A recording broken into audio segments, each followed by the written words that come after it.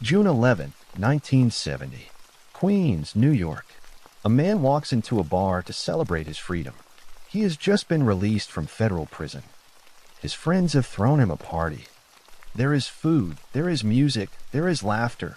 The deep, comfortable laughter of men who believe nothing in the world can touch them. He is wrong. By midnight, he will be in a car trunk. Breathing, but barely. Beaten so badly that the men standing over him cannot agree on whether he is already dead. They decide it does not matter. They close the trunk anyway. His name is William Bentvena. The world will come to know him as Billy Bats. And the reason he is in that trunk, the reason three men he knew, drank with, laughed alongside just hours earlier, put him there, comes down to four words he said without thinking. Four words aimed at the wrong man, at the wrong moment, in front of the wrong audience. He said them anyway. And that is the thing about Billy Bats that the movie never fully explains. It was not the crime that killed him. It was not the enemies he had made over 30 years in the Gambino crime family. It was not even the man he insulted. It was the certainty, the absolute, unshakable certainty that he was untouchable. That certainty cost him everything. And the men who put him in that trunk, they paid too. Every single one of them. Just not that night. This is the real story. Stay with me tonight. Because the movie told you part of the story. But the movie, even that magnificent, brutal, perfect movie, cannot tell you everything. Only the truth can do that. And the truth is always stranger, darker, and more human than any film.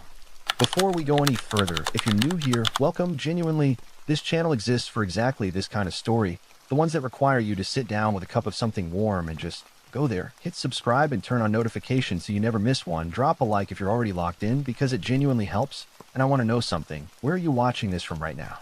What time is it where you are? Drop it in the comments. I read every single one. There is something beautiful about people all over the world, at all hours, coming together around a story like this one. No?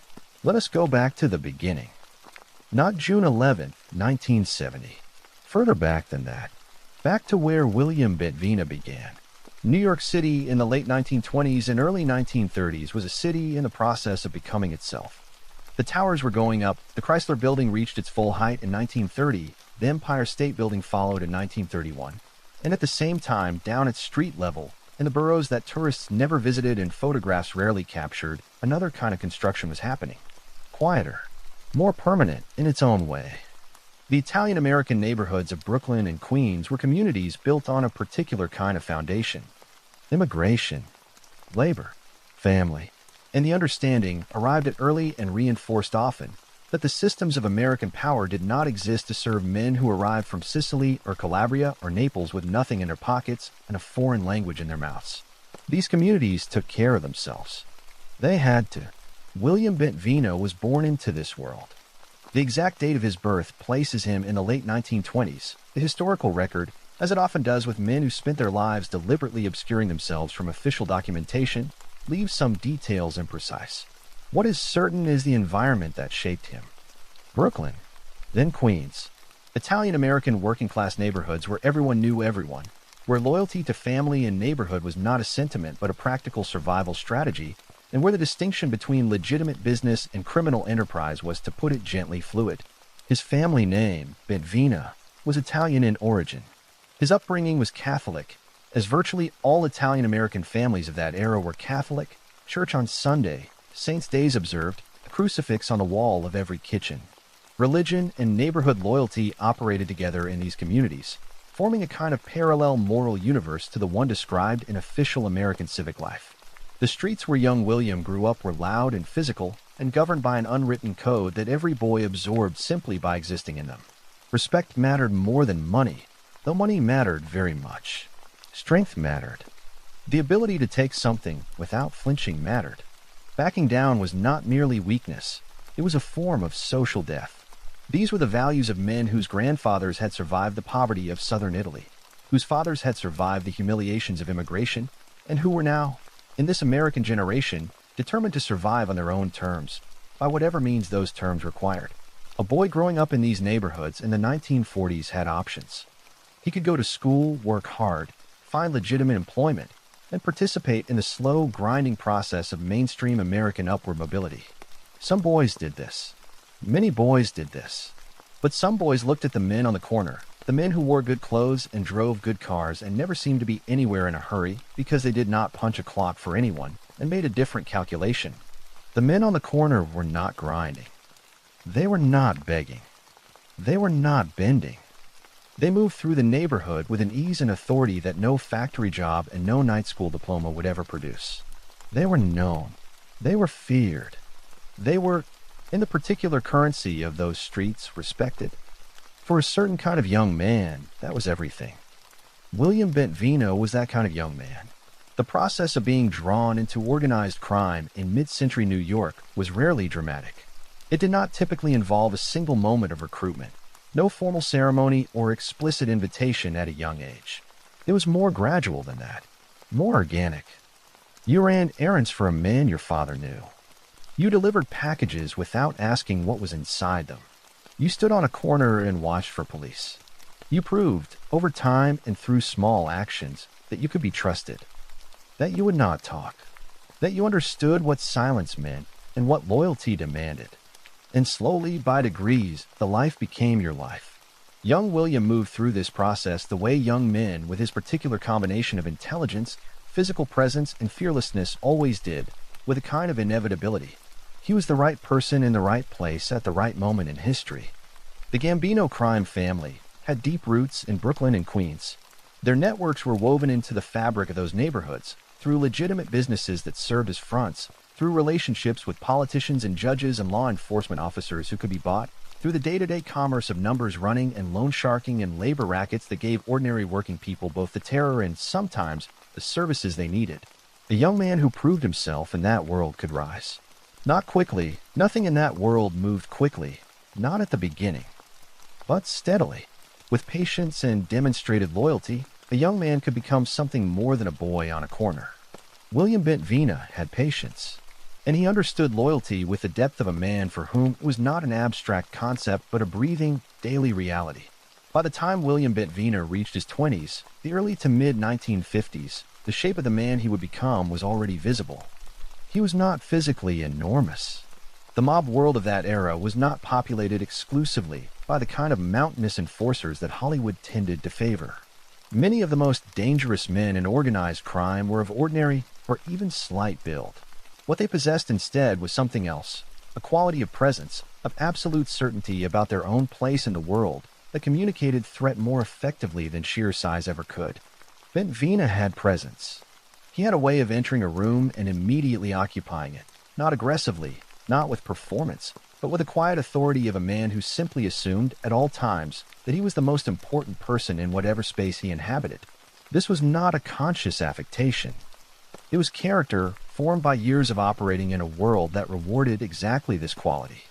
He had a reputation for intelligence combined with a short fuse, a dangerous combination that served him well in the particular ecosystem of organized crime, where the ability to think strategically and the willingness to act violently when necessary were both equally valued. He was, by all accounts of men who knew him in those years, funny. This is worth noting. The capacity for humor, real humor, the kind that made rooms relax around you, was an important social tool in mob culture.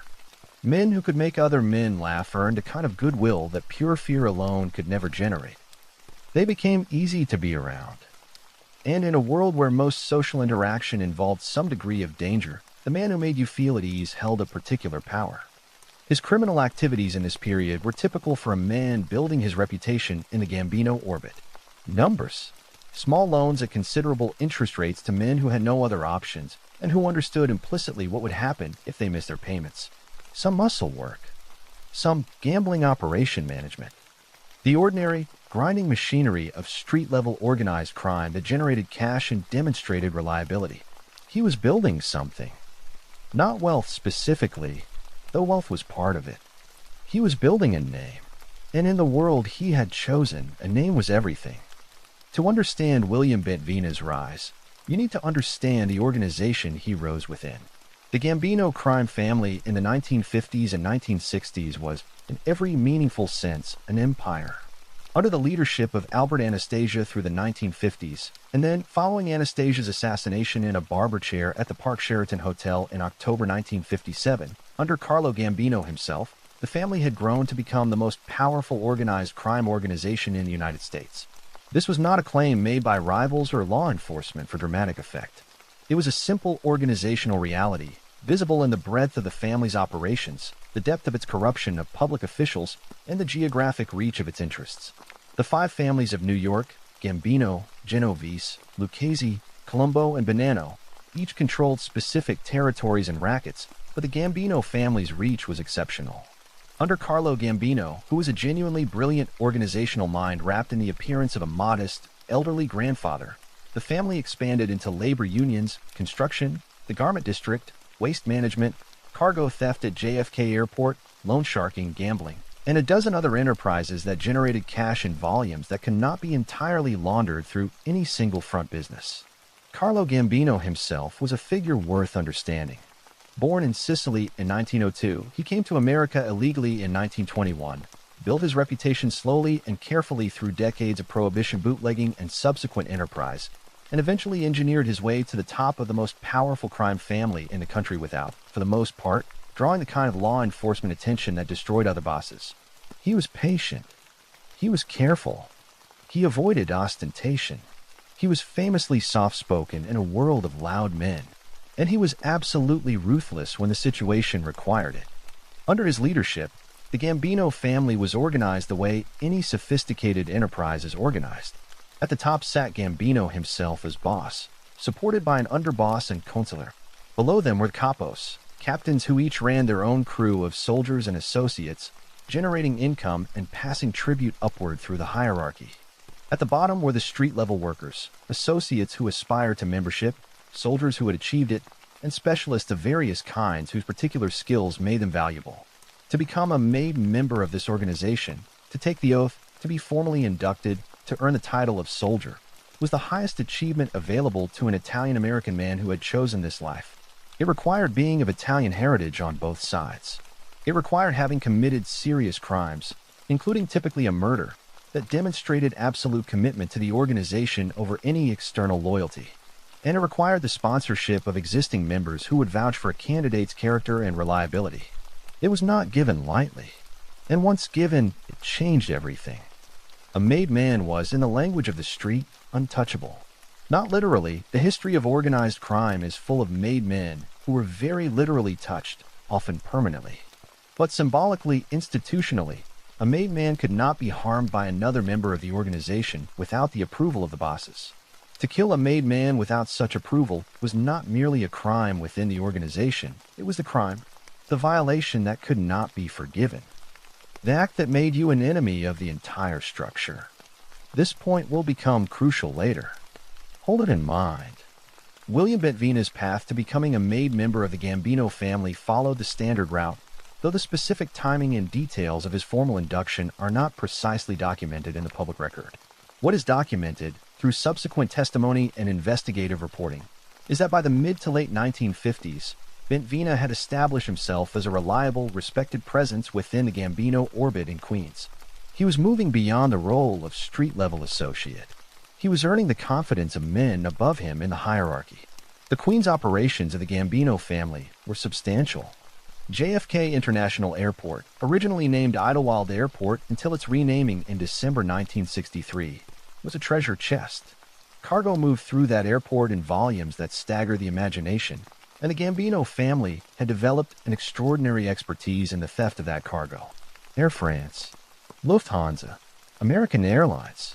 Valuables of every kind moved on those planes and through those warehouses, and men who knew the right people, who had cultivated the right relationships with baggage handlers and cargo workers and their union representatives, could extract wealth from that flow with remarkable efficiency. This was the world Bentvena operated within. Not exclusively cargo theft, his activities were diverse, as they needed to be, but the airport represented the kind of serious, organized criminal enterprise that required and rewarded serious, organized criminal participants. His reputation grew. He was effective. He was reliable. He did not talk. He did not draw unnecessary attention. And he could, when required, be frightening in the way that only certain men can be frightening. with a calmness that was somehow more threatening than rage would have been. When William Bentvena was formally inducted as a made member of the Gambino crime family, he joined a brotherhood that took its obligations with a seriousness that outsiders have always struggled to fully comprehend. The oath was ancient in form, adapted from Sicilian traditions that stretched back generations. The ceremony involved fire and blood and the image of a saint. The words were simple but absolute: loyalty to the family above all things, including family of blood, above law, above everything. For the men who meant those words, and Bentvena was among them, the oath was not a ritual. It was a statement of identity. Somewhere in this period, William Bentvena acquired the nickname that would outlast him: Billy Bats. Mob nicknames were not always flattering. They were often ironic, often physical, often rooted in some moment or quality that stuck to a man like Tar. Tommy DeSimone will become Tommy Two Guns in various tellings, or simply Tommy. Henry Hill was just Henry. Jimmy Burke was Jimmy the Gent. Billy Bats. The name suggests something blunt and physical, something that hits. Whether it referred to a baseball bat, to some specific incident of violence, or simply to the quality of relentless, battering persistence that Bentvena brought to his work, the record does not say with precision. What the record shows is that the name fit the man, and that by the early 1960s, William Bentvena was operating in Gambino territory in Queens primarily under this name. He was, by this point, a figure of genuine weight. Not a boss, not a capo, though that elevation may have been within his trajectory, but a made man with a reputation, with connections, with a particular aura that comes from being known as someone who did not back down from anything and did not suffer disrespect from anyone. He loaned money. He collected money. He ran gambling operations. He was involved in the systematic exploitation of the businesses and individuals within the Gambino family's territory, extracting tribute from legitimate establishments through the simple mechanism of implied threat. Protection payments, in the vocabulary of law enforcement. In the vocabulary of the street, it was simply the cost of doing business in a world where the Gambino family existed. He was, in the particular moral universe of that world, a man of standing. And like all men of standing in that world, he had learned to wear his status visibly. Not through ostentation necessarily. Carlo Gambino's culture of restraint permeated the family, but through the subtle signals of authority that every person in that ecosystem could read instantly. The way he sat, the way he spoke, the way he received the attentions of others without acknowledging them consciously, the way a king receives tribute without pausing his conversation. He was, in short, a man who believed, with complete sincerity, that he had earned a right to be exactly who he was, exactly where he was. That belief would kill him. But that is getting ahead of the story.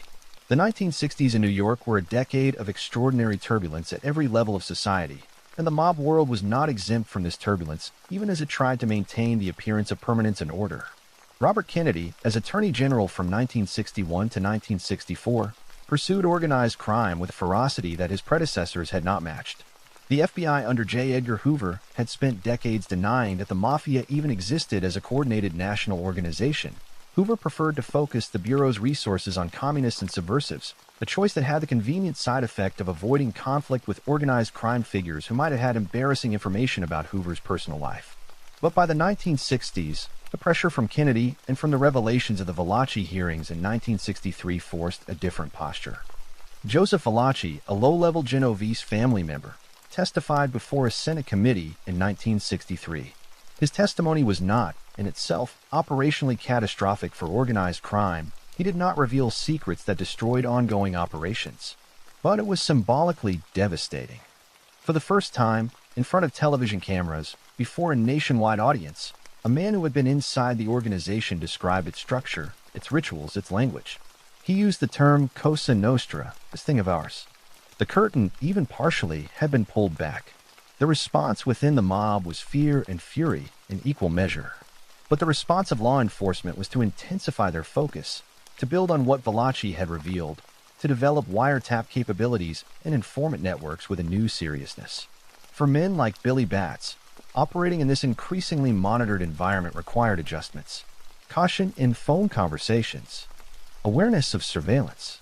The understanding that the comfortable separation between the criminal world and the machinery of law enforcement, which had been maintained through corruption and strategic blindness for decades, was under new pressure.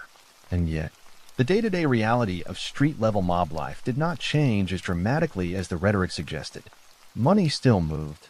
Loans were still made at predatory rates. Gambling operations still ran. The machinery of organized crime was too deeply embedded in the economic life of certain communities to be dismantled by Senate hearings and FBI surveillance alone. Billy Batts continued. He operated. He accumulated standing. He was, by the late 1960s, a man who had spent the better part of 2 decades building exactly the kind of reputation and position that the life he had chosen could offer. And then he went to prison. The specific charges that landed William Bentvena in federal prison in the 1960s relate to gambling operations, the kind of interstate gambling enterprise that the FBI and federal prosecutors have been developing the legal tools to pursue. The precise details of the case, the exact year of his sentencing, and the length of his sentence are documented in court records that subsequent journalism and historical research have drawn upon. What matters for our story is not the legal machinery, but what imprisonment meant to a man like Billy Batts. Prison, for a made member of organized crime in this era, was an occupational hazard rather than an existential catastrophe. The infrastructure that organized crime families had developed within prison systems was substantial. Inmate hierarchies reflected street hierarchies. Mob members received better treatment, better access to privileges, better protection from the general population. Money moved, connections maintained. But prison was still prison. You were removed from the world. You could not operate.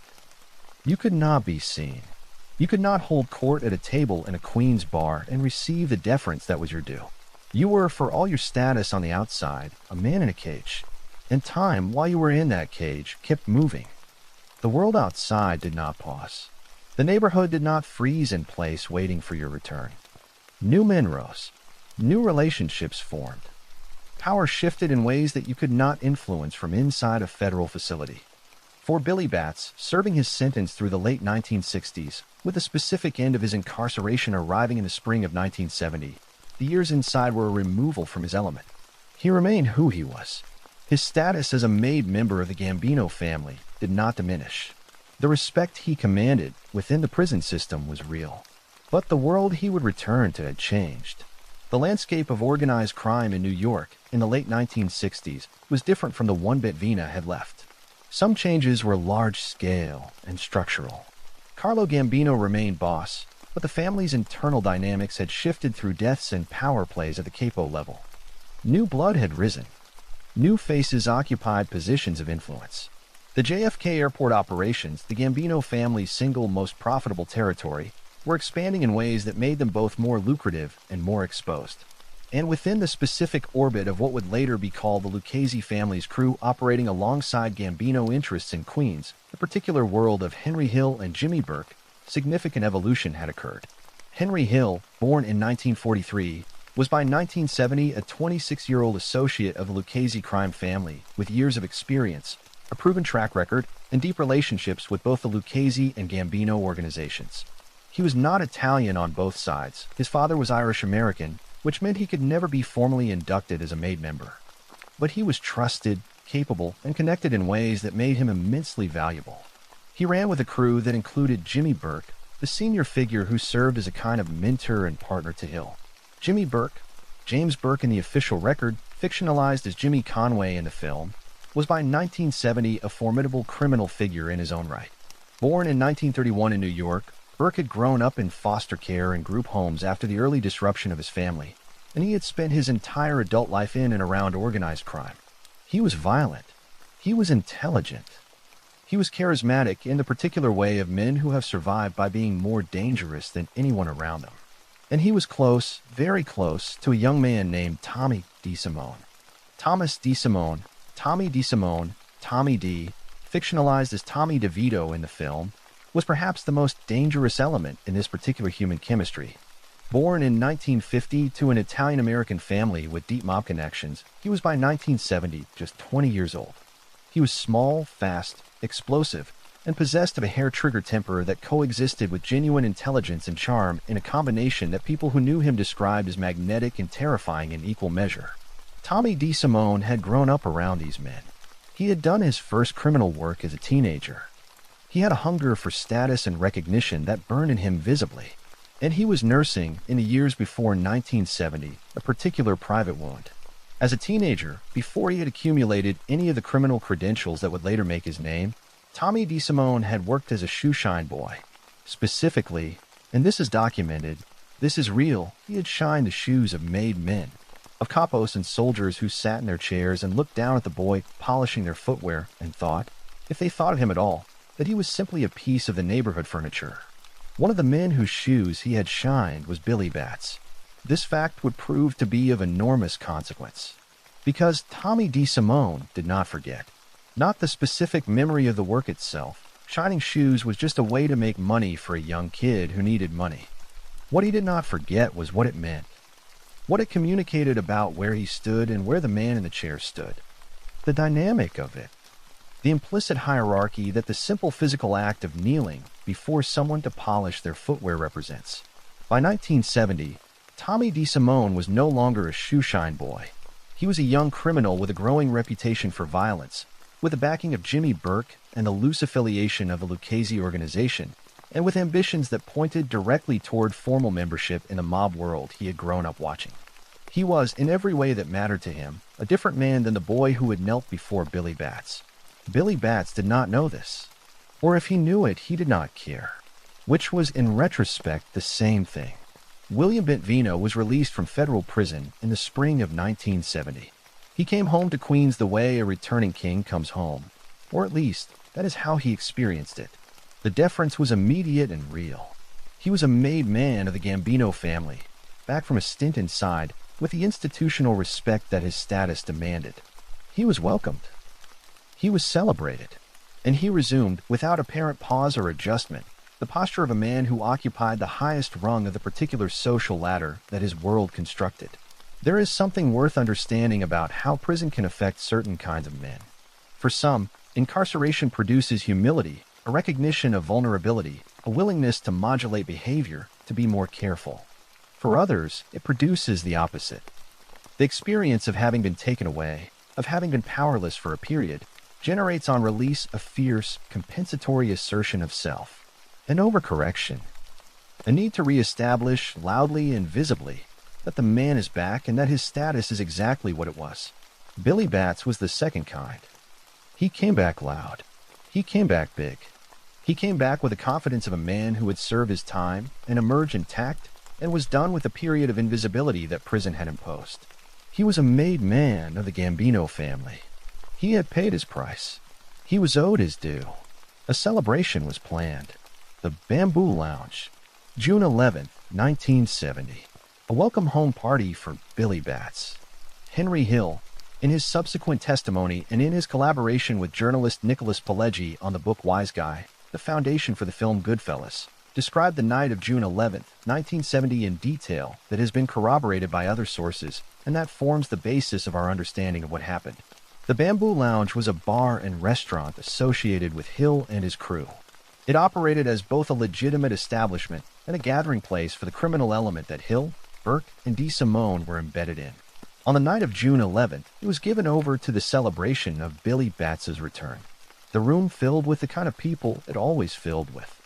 Gambino associates, Lucchese figures, local players. The overlap between the two families at this particular level of street-level operations in Queens was substantial, a reflection of the way organized crime in New York functioned as an interconnected network even across formal family lines. Batts was at the center of it, holding court, drinking, loud with the particular loudness of a man reasserting his presence after years of absence. He was funny. He was charming. He was exactly who he had always been, and the room responded the way rooms always responded to him. And then Tommy DeSimone came in. The two men knew each other. Of course they did. In the overlapping worlds of Queens organized crime, everyone knew everyone to some degree. Batts knew DeSimone as a young associate, a promising kid connected through Burke, coming up in the life. Not a made man. Not even close. Just a young guy trying to make his way. What came next has been described in multiple accounts. The details vary slightly between tellings. Memory is imperfect, and the people who witnessed it had reasons of their own for shaping the story in particular ways. But the core of it is consistent enough to treat as established. Billy Batts, at some point during the evening, turned his attention to Tommy DeSimone, and he brought up the shoe shine.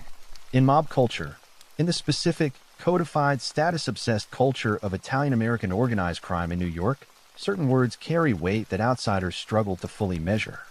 This is not a figure of speech. It is literal.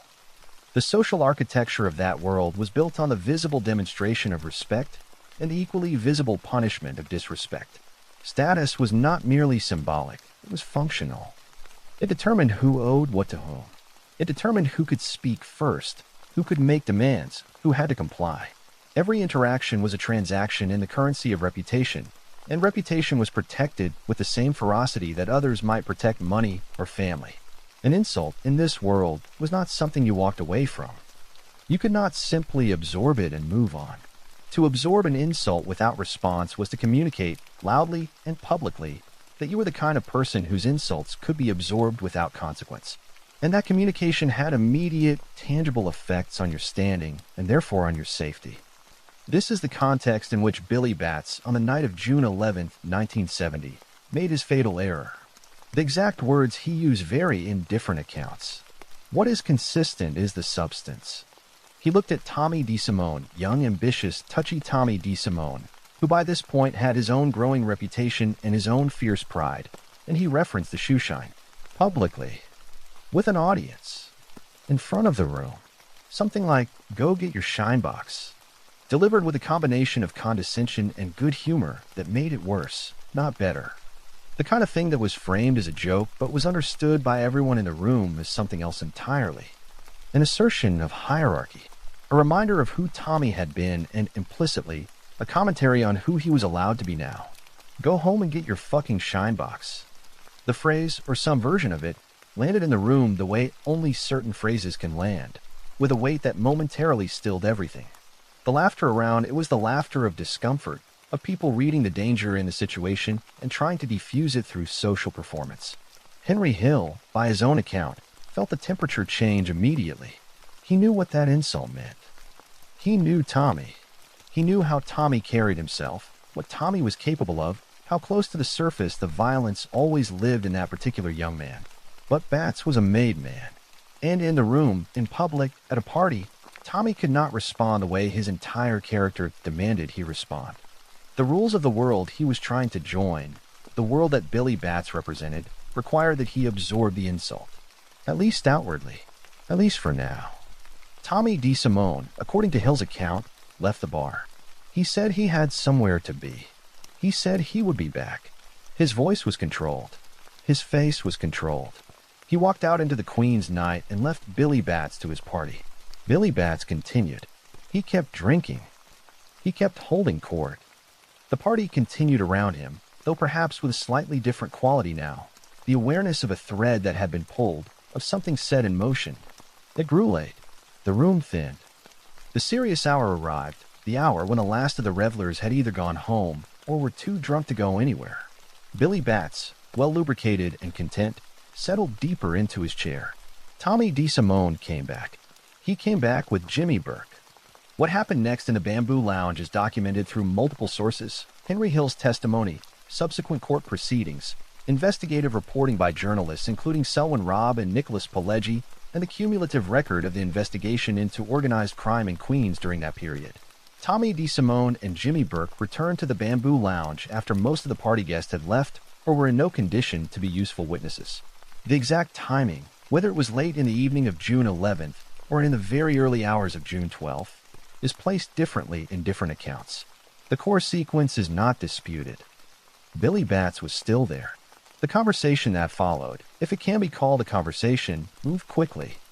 Tommy was not a man who built up to things. He was direct, and the directness of him in this moment was the directness of a man who had made a decision and was executing it. The violence was sudden and extreme. It began with Tommy and was joined by Jimmy Burke. They were both experienced in violence of this kind, not the theatrical, controlled violence of the movies, but the real thing, which is chaotic and fast and ugly and leaves marks that the camera never fully conveys. Billy Batts, drunk and caught off guard, was beaten severely. He was beaten with fists and feet, and this detail appears in several accounts, a pistol used as a bludgeon. The beating was prolonged. The room, which had been the site of celebration just hours earlier, became something else entirely. The music was gone. The laughter was gone. There was only the violence and its sounds and the three men and the wreckage of what had been a party. Henry Hill was there, or arrived very quickly. His role in the immediate violence is described in various ways, as a witness, as a participant in the aftermath, as the person who ultimately drove the car. The film assigns him a specific physical role in the beating. His own accounts are somewhat more passive in their self-portrayal, as might be expected from a man shaping his own narrative. What is established is that at some point, Billy Batts, beaten to a degree that left him barely conscious, possibly already dying from the severity of his injuries, was determined to be a problem that needed to be resolved. He was not dead. Not yet. They put him in the trunk of Henry Hill's car. This detail, Billy Batts in the trunk of a car, still alive, is one of those facts that separates the real story from the dramatized version in ways that matter. In the film Goodfellas, the scene is handled with Martin Scorsese's characteristic control. The trunk opens briefly, the viewer glimpses Batts still moving, still breathing, and the film's famous music selection underscores the sequence in a way that is simultaneously darkly funny and genuinely horrifying. It is great cinema. But cinema compresses and frames. What the film cannot fully convey is the duration of what followed, the actual length of time between the beating and the death, the period during which Billy Batts was in that trunk, the decisions being made about what to do next. There were logistical concerns of extraordinary urgency. Billy Batts was a made member of the Gambino crime family. The men who had beaten him were not. Tommy DeSimone was an associate aspiring to membership. Jimmy Burke was an Irish-American and therefore constitutionally ineligible for formal induction, regardless of his criminal credentials. Henry Hill was Irish-Italian and similarly ineligible. What they had done, or what Tommy had done with the others participating, was not merely a serious crime in the legal sense. It was a catastrophic violation of mob protocol. Killing a made man without the explicit permission of his family's leadership was the gravest possible offense within the organizational code. It was the kind of act that could get everyone involved killed. This reality was present in the car, in the trunk, in every decision being made in those hours. They needed to handle the situation. And handling, it meant making Billy Batts disappear permanently. The events that followed the beating involved the transport of Billy Batts, in the trunk, still alive, to a location outside the city. The destination that has been established through subsequent investigation and testimony was an area in upstate New York, though the precise geography of the burial has been documented through the eventual discovery of the remains. Henry Hill was driving. This is consistent across accounts. The driving, the simple mechanical act of moving a car through the night from Queens to a place far enough away, was Hill's contribution to the logistics of disposal. The conversations in that car during the drive are not fully documented. We can extrapolate the emotional, whether from what we know of the people involved. Jimmy Burke, pragmatic and experienced, focused on a problem to be solved. Tommy DeSimone, volatile but capable of cold calculation when survival required it, working through the implications of what had happened. Henry Hill, caught in the slipstream of two more dominant personalities, doing what Hill often did, what the situation demanded, without examining too closely whether he wanted to be doing it. In the trunk, Billy Batts may have been conscious for some of that drive. The medical reality of severe beatings of the kind he suffered is complicated. The body can maintain a liminal state between life and death for significant periods. Whether he knew where he was or what was happening to him cannot be determined. What is established is that at the destination, a location that needed to be remote enough to conceal a body effectively, accessible enough to actually reach, Billy Batts was removed from the trunk and killed. The exact method is part of the court record but benefits no one through graphic description. He died in a place far from the Bamboo Lounge, far from Queens, far from the world he had inhabited for his entire life. And he was buried there. The night ended. The men drove back to the city. Billy Batts was in the ground. The Bamboo Lounge the next morning was a crime scene that needed not to look like a crime scene. Blood, damage, evidence of extreme violence in a space that needed to be operational, legitimate appearing, and quiet. The cleanup was part of the work. It was done, and then the silence began. In mob culture, the disappearance of a man was not an unusual event. Men vanished for various reasons. They went on the lam. They were relocated by their organizations for operational reasons. They moved, without announcement, to other parts of the country. Disappearance was not automatically alarming. But Billy Batts was not just any man. He was a made member of the Gambino family. His absence would be noticed. It was already being noticed before the sun had fully risen. The Gambino family began asking questions, and the men who knew the answers needed to be very, very careful. The location where Billy Batts was initially buried has been established through the subsequent investigation and the cooperation of Henry Hill with federal authorities. The site was outside the city, in a rural area of upstate New York that offered the concealment that urban Queens could never provide. The grave was not particularly deep or particularly well concealed. It was what could be accomplished under the pressures of the moment: speed, darkness, fear. Men who are burying a body are not archaeologists. They are not concerned with permanence in any abstract sense. They are concerned with the immediate problem of making something disappear well enough that the next day, and the day after that, they can continue to exist. For a period, a matter of months, the burial held. The investigation into Batts's disappearance by the Gambino family did not immediately locate what had happened to him.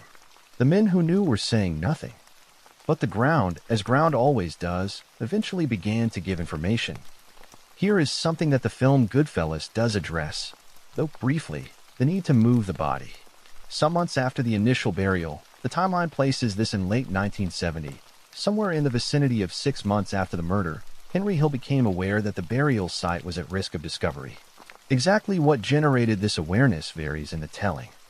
Construction in the area. Agricultural activity. The simple passage of time and the natural processes that make buried things visible again in ways that human beings prefer not to think about too carefully. Whatever the specific trigger, the decision was made to relocate the remains. This required going back to the place in darkness with tools and doing the work of disinterment and reburial. It is difficult to convey, without either sensationalizing or softening, how extraordinary this act is. To return to a place where you buried a human being, to unearth what time has done to that human being, and to move the remains to another location, this requires a particular kind of psychological compartmentalization. Hill, Burke, and DeSimone accomplished this.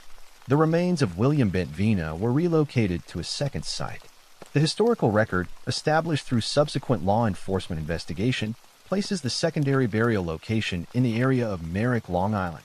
Some accounts reference Pine Hills, New York, and the precise final resting place of the remains is a detail that appears in the legal records of the eventual case.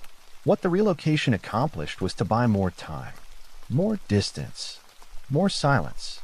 For years, nearly a decade, the silence held. The years between the murder of Billy Batts in June 1970 and Henry Hill's eventual cooperation with the FBI in 1980 were years in which the men involved continued to operate, to expand their criminal activities, and to carry what they had done. Tommy DeSimone did not talk about it. Neither did Jimmy Burke. Neither did Henry Hill. They were criminals of long experience. Compartmentalization was a professional skill. But the killing of Billy Batts was not simply an event that could be fully compartmentalized. It had consequences that continued to generate pressure. The Gambino family had lost a made member, and while they did not immediately determine what had happened or who was responsible, the investigation continued at a low level for years. The family's institutional memory was long. These things were not forgotten. And there was Tommy DeSimone to worry about. Tommy was extraordinary in some ways and catastrophically self-destructive in others. He had killed before the Billy Batts murder. The killing of a young man named Michael Parks in 1969 is part of his documented history. After Batts, he would kill again, at least twice more in documented incidents. He was capable of violence in the way that certain people are capable of languages, with an ease and naturalism that is as much innate as learned. But Tommy's killing of Billy Batts without Gambino family permission had put a mark on him, even if the family did not yet know exactly what happened and who had done it. In the specific world of made men and their institutional protection, what Tommy had done was a debt that would eventually be called in. Jimmy Burke, meanwhile, continued his criminal career on a trajectory that would lead eventually to the Lufthansa heist in December 1978, one of the most audacious airport robberies in American history, a crime that generated millions of dollars, and then, through a series of murders Burke ordered to eliminate potential witnesses, generated one of the most intensive FBI investigations of the era. Henry Hill, pulled in multiple directions by his relationships with Burke and DeSimone on one side and his own expanding criminal activities and drug dealing on the other, was living a life of increasing instability by the late 1970s. His marriage was under strain. His drug use was escalating. His exposure to law enforcement action was growing. The world was closing in. And the murder of Billy Batts, buried twice and thought long gone, was still there, waiting.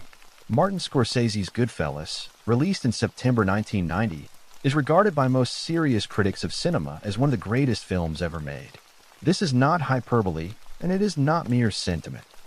The film's technical achievements, Scorsese's restless, kinetic camera, the extraordinary ensemble performance, the use of popular music as both period detail and emotional commentary, the screenplay by Scorsese and Nicholas Pileggi, are extraordinary by any measure. But it is also a film. And film, by its nature and by practical necessity, compresses, dramatizes, simplifies, and occasionally invents. Understanding what Goodfellas changed, and why those changes matter, is not a criticism of the film. It is a recognition that the real story and the cinematic story are different things, and that both are worth knowing. The most immediate and obvious difference between the film and reality is the names. Henry Hill remained Henry Hill. He was the protagonist, the narrator, the man whose cooperation with the FBI and whose subsequent cooperation with Nicholas Pileggi made the book and film possible. Using his real name was appropriate and necessary. Jimmy Burke became Jimmy Conway, played by Robert De Niro. The name change was a legal precaution. Burke was still alive at the time of the film's production and had been convicted of crimes but retained certain legal rights regarding his portrayal. Tommy DeSimone became Tommy DeVito, played by Joe Pesci in the performance that won him an Academy Award and defined a certain type of cinematic violence for a generation. The surname change was again legal caution. William Billy Batts Bentvena became Billy Batts, retaining his street name, played by Frank Vincent with a charisma and authority that captured something essential about the real man's reputation. These name changes are minor adjustments. They do not affect the core historical narrative. The essential truth of the Billy Batts story, as depicted in Goodfellas, is accurate in its broad strokes. Batts was a made man. He was recently released from prison. His murder was triggered by a public insult directed at Tommy DeSimone, referencing the younger man's past as a shoeshine boy. The murder took place at the Bamboo Lounge. The body was transported in the trunk of a car. The body was subsequently moved from its initial burial location. Frank Vincent's portrayal of Batts captures the specific quality of arrogance that characterizes the real man in the accounts of those who knew him. The scene in the Bamboo Lounge, the party, the insult, the momentary freezing of Tommy under the constraints of mob hierarchy, the dangerous cheerfulness of Batts as he delivers the shoeshine reference, is emotionally and characterologically accurate. The film also correctly represents the essential moral horror of what happened, that a man was beaten nearly to death, placed alive in a car trunk, and then killed and buried like trash, all because his arrogance led him to publicly humiliate the wrong person in front of the wrong audience. Scorsese and Pileggi also correctly represent the aftermath, the logistical nightmare that the murder created, the need to move the body, the persistent shadow that the killing cast over everyone involved. The timeline is compressed. The film moves through the events with the fluid efficiency of great screenwriting, but the actual sequence covered a longer period with more logistical complexity than 90 seconds of screen time can convey. The specific geography is altered. The film's burial locations don't precisely match the documented real locations.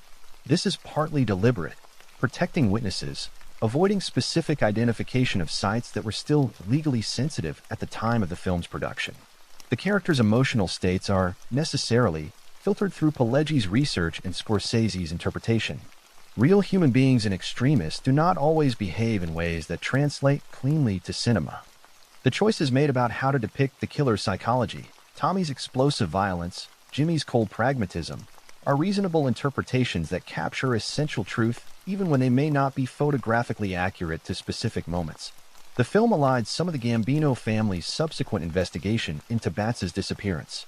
In reality, the family's awareness that something had happened, even before they knew exactly what, was a persistent pressure on the people involved, a pressure that the film touches on but does not fully explore. Frank Vincent's portrayal of Billy Batts deserves specific attention because Vincent brought to the role something that went beyond simple villain work. Billy Batts in the film is genuinely likable for much of his screen time. He is funny. He is warm in his greetings, expansive in his welcome of the party around him. The insult of Tommy DeSimone is delivered not with sneering cruelty, but with a casual, laughing contempt of a man who genuinely cannot imagine why anyone would take offense. This is important. This is the real texture of what happened. Real bullies, real men who wield social power carelessly, are often unaware of the damage they do. They live so fully inside the understanding of their own importance that other people's dignity becomes invisible to them. Billy Batts, in the scene Vincent plays, is not deliberately trying to destroy Tommy. He is simply asserting, reminding everyone in the room of the natural order of things as he understands it. That thoughtlessness is, in some ways, more chilling than deliberate cruelty would be. And Vincent, a skilled actor who had worked with Pesci before and understood the specific chemistry they had on screen, played it beautifully. The real Billy Batts may have been exactly like this. The accounts suggest he was. There are dimensions of the real story that film, by its very nature, cannot reach. The years before June 11, 1970. The decades of William Bentvena's life that made him who he was. The specific texture of being a made man in the Gambino family in 1960s Queens. Not the dramatic moments, but the ordinary days, the routines, the relationships, the small negotiations of power that constituted daily life in that world. The human cost beyond the immediate participants. Billy Batts had family. He had people who noticed his absence. The Gambino family's internal reaction to losing a maid member, the anger, the investigation, the eventual accounting, played out over years and affected people far beyond the three men who drove a car through the Queen's night in June 1970. The long arc of consequences. The film ends with Henry Hill in witness protection, telling the camera that he misses the life. It is a brilliant closing. But the consequences of June 11, 1970 did not end with Henry Hill's entrance into WITSEC. They continue to ramify through the lives of Tommy DeSimone, Jimmy Burke, and the institutional world of the Gambino family for years afterward. This is perhaps the most significant thing the film cannot adequately convey, the Gambino family's perspective on what happened. From the Gambino family's institutional point of view, the murder of Billy Batts was not primarily a personal tragedy. It was a violation of protocol, so severe that it required a response that matched its gravity. The family did not immediately know what happened. The investigation, conducted quietly, through the network of informants and relationships that mob families maintain, took time. But the family was not naive, and the investigation was not casual. Over the years between 1970 and 1979, the Gambino family assembled enough information to reach a conclusion about what had happened to Billy Batts and who was responsible. The conclusion pointed at Tommy DeSimone. The family's response to this conclusion was decided and swift once the decision was made. And it would cost Tommy DeSimone everything. January 1979. Tommy DeSimone had, by this point, spent nearly a decade living with what he had done. He had continued his criminal career, continuing to kill, continuing to operate, continuing to function within the overlapping world of Lucchese and Gambino interests in Queens. He had developed a reputation as one of the most dangerous young men in that world. And he was, by January 1979, on the cusp of something he had wanted his entire life. He was being told he was going to be formally inducted as a made member of the mob. The invitation came through the appropriate channels. The appropriate people communicated with him. He was told to present himself at a specific location on a specific date for what was presented as his induction ceremony. The culmination of everything he had worked for since he was a boy, shining shoes in Queens. Tommy DeSimone went to that meeting. He did not come back. The specifics of what happened in that room have never been fully established in the public record. What is established is the outcome. Tommy DeSimone was killed by the Gambino family as payment for the unauthorized murder of Billy Batts 9 years earlier. He was 29 years old. His body was never recovered. In the world he had operated in, the manner of his death was understood by everyone who needed to understand it. The message was clear, institutional, and absolute. You do not kill a made man without permission. You do not kill a Gambino soldier and expect that debt to go permanently uncollected. Henry Hill, learning of Tommy's death, understood immediately what it meant. In his account to Nicholas Pileggi, he describes the moment with a mixture of grief and the particular, terrible clarity of a man recognizing that the world he operates in operates by rules more absolute than he had perhaps fully internalized. Joe Pesci's portrayal of this moment in Goodfellas, the cutaway from Tommy's excited face to the sudden gun, the immediate darkness, is among the most effective uses of cinematic ellipsis in American film history. The real death was probably not so clean. Real deaths rarely are. But the emotional truth that Scorsese captures, the irony of the induction ceremony as execution, the specific cruelty of giving a man his greatest hope as the instrument of his final deception, reflects the documented facts accurately enough. Tommy DeSimone's killing by the Gambino family was payback. It was institutional. It was, by the logic of the world he had chosen to live in, Jimmy Burke continued operating after the Billy Batts murder and after Tommy DeSimone's death. He was, in many ways, the most professionally disciplined of the three men most directly involved in what happened at the Bamboo Lounge. Burke's greatest criminal achievement, and the act that ultimately contributed most directly to his destruction, was the Lufthansa heist of December 1978. Working with inside information provided by an airport employee named Louis Werner and organized through the complex web of relationships that Burke had developed over decades, the robbery netted approximately $5 million in cash and jewels from the Lufthansa cargo vault at JFK Airport. At the time of its commission, it was the largest cash robbery in American history. The heist itself was executed with a precision that Burke, at his best, could bring to criminal enterprise. But the aftermath was catastrophic, not because of law enforcement action, at least not immediately, but because Burke's response to the growing investigation was to begin killing the people who might talk. The murders that followed the Lufthansa heist, of participants who Burke feared would cooperate with investigators, of associates who knew too much, created a body count that the FBI could not ignore. Each murder generated investigation. Each investigation generated more pressure. The circle of people who could potentially testify against Burke contracted through death and expanded through fear of death. Burke would eventually be convicted not of the Lufthansa heist itself. The direct evidence linking him to the robbery was difficult to establish definitively, but of the murder of Richard Eaton, a man involved in the broader criminal network that Burke operated within. Convicted in 1985, he received a life sentence. James Burke died in prison on April 13, 1996. He was 64 years old.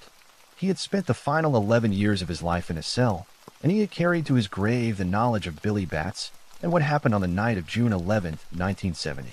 He never cooperated. That much can be said. In a world where cooperation with the government was the ultimate betrayal, Jimmy Burke maintained his silence to the end.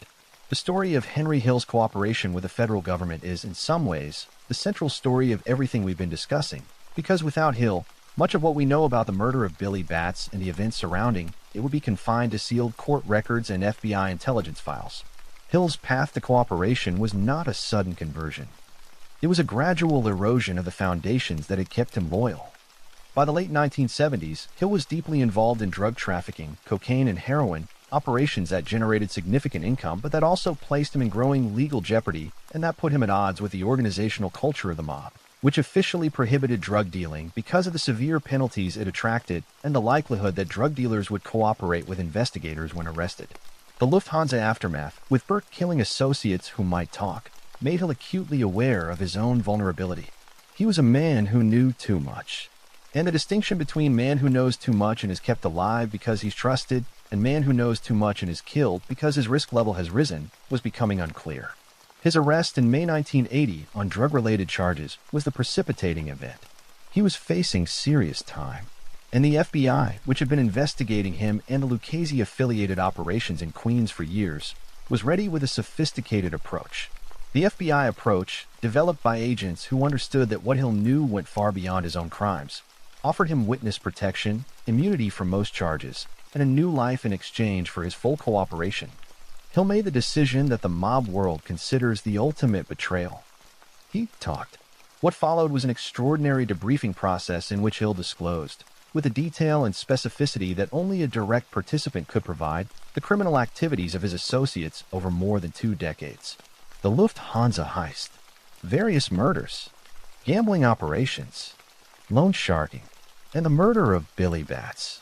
The murder of Billy Batts, the fact of it, the participants, the locations of the burials, the subsequent relocation of the remains, all of this came from Henry Hill's cooperation. Hill entered the Federal Witness Protection Program, known as WITSEC, in 1980. His cooperation led directly to prosecutions that resulted in convictions of multiple individuals for crimes that might otherwise never have been fully established. He lived in a sort of restless, difficult, eventually very public witness protection for another 32 years after his cooperation began. He died in Los Angeles on June 12, 2012, by an extraordinary coincidence, almost exactly 42 years after the night at the Bamboo Lounge. He was 69 years old. His cooperation with Nicholas Pileggi produced the book Wise Guy in 1986. His cooperation with Martin Scorsese and Pileggi produced the film Goodfellas in 1990. And his subsequent public life, television appearances, restaurants bearing his name, the long, complicated media afterlife of a man who had turned government witness and then turned his cooperation into celebrity, was its own strange epilogue to the story. Hill never fully escaped his past. He never found the comfortable civilian life that witness protection was supposed to offer. He cycled through arrests on various charges, through marriages and relationships, through the strange public existence of a man who was simultaneously famous and despised, beloved by crime film enthusiasts, regarded with contempt by the mob world he had betrayed, and navigating a legal status that was perpetually complicated. But he outlived both Tommy DeSimone and Jimmy Burke. He outlived Billy Batts by more than 4 decades. And he lived to see his story told in what many consider one of the great American films. The Gambino family's handling of the Billy Batts situation illustrates something important about how organized crime actually functions as an organization. When a made member is killed without permission, and it eventually became clear to the Gambino hierarchy that this is what had happened to Billy Batts, the response is not simply emotional. It is institutional. The killing of Tommy DeSimone in January 1979 was not an act of vengeance in the hot personal sense. It was a structural response to a structural violation. The family had lost a member. The man responsible had to pay. The payment was exacted with deliberate calculation 9 years after the original offense, at a moment chosen by the family rather than by circumstance.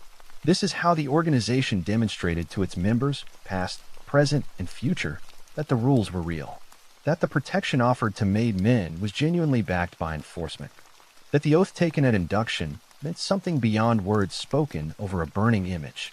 Carlo Gambino himself died in October 1976, before the full reckoning with the Billy Batts situation played out. But the institutional processes he had built continued to function after his death, under his successor Paul Castellano, and through the capo structure that maintained continuity through leadership changes. The Gambino family, whatever else can be said about it, was efficient in the particular area of holding people accountable. The forensic resolution of the Billy Batts murder, the actual discovery and identification of the remains, occurred in the context of Henry Hill's cooperation and the subsequent investigation. When Hill disclosed the murder and the burial locations to the FBI, investigators were able to locate and recover what remained of William Bentvena. The identification confirmed what Hill had told them.